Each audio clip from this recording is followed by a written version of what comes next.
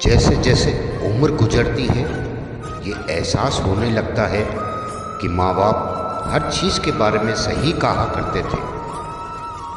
दो चीज़ों पर नियंत्रण होना बहुत ज़रूरी है।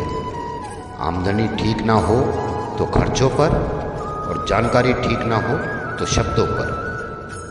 एक बार भगवान से किसी ने पूछा, तुम भी कमाल करते हो, किसी को इतना खूबसूरत और किसी को इतना बदसूरत बना देते हो, आखिर ऐसा क्यों करते हो? सभी को सुंदर बनाने में तुम्हारा क्या जाता है? भगवान ने मुस्कुराकर कहा, मैं जब मिट्टी गूंथता हूँ तो सुंदरता और कुरूपता का अनुपात सभी के लिए बराबर ही लेता हूँ, पर किसी में सुंदरता बाहर रह जाती है और किसी में भीतर। हमेशा इन्हीं ब्रांडेड चीज़ों का इस्तेमाल करें।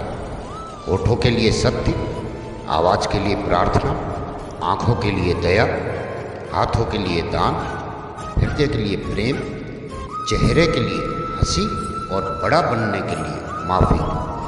आपको हर वक्त पता होता है कि आपके पास कितनी दौलत है, लेकिन आप ये बिल्कुल नहीं जानते कि आपके पास कितना वक्त है। मैं खुश हूँ इनकी वजह से, मैं उदास हूँ उनकी वजह से। मन की स्थिति का जिम्मेदार दूसरों को ठहराकर हम अपनी शक्ति को भूल जाते हैं। अब से ये कहिए, मैं उदास हूँ, नाराज हूँ, खुश हूँ सिर्फ अपनी सोच की वजह से। जब कोई दुख आए तो उसे स्वीकार करके देखो। छोटा मोटा दुख प्रयोग करके देखो। स्वीकार करना, ऐसा सोचो ही मत कि मेरे ऊपर कोई विपदा आ गई है। ऐसा सोचो ही मत कि परमात्मा मेरे साथ अन्याय कर रहा है। शिकायत लाओ ही मत, गिला शिकवा लाओ ही मत। इतना ही जानो कि मैंने कुछ दुख बोए होंगे, इसीलिए फल काट रहा हूँ। गाँव में नीम के पेड़ कम हो रहे हैं और घरों में करवाहट बढ़ती जा रही है। जुबान में मिठास कम हो रही है और शरीर में शुगर बढ़ती जा रही है। किसी महापुरुष ने सच ही कहा था कि जब किताबें सड़क किनारे रखकर बिकेंगी और जूते कांच के शोरूम में बिकेंगे। समझ जाना कि लोगों को ज्ञान की नहीं, जूतों की ज़रूरत है। भगवान श्री कृष्ण कहते हैं, कोई भी व्यक्ति आपके पास 3 परिस्थितियों में आता है, भाव से, अभाव से या फिर प्रभाव से।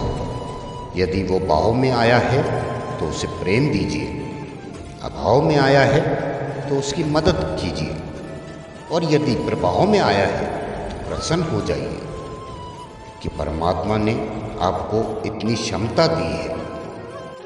ये जिंदगी है जनाब, कई रंग दिखाएगी, कभी रुलाएगी तो कभी हंसाएगी। जो खामोशी से सह गया वो निखर जाएगा, जो भावनाओं में बह गया वो बिखर जाएगा।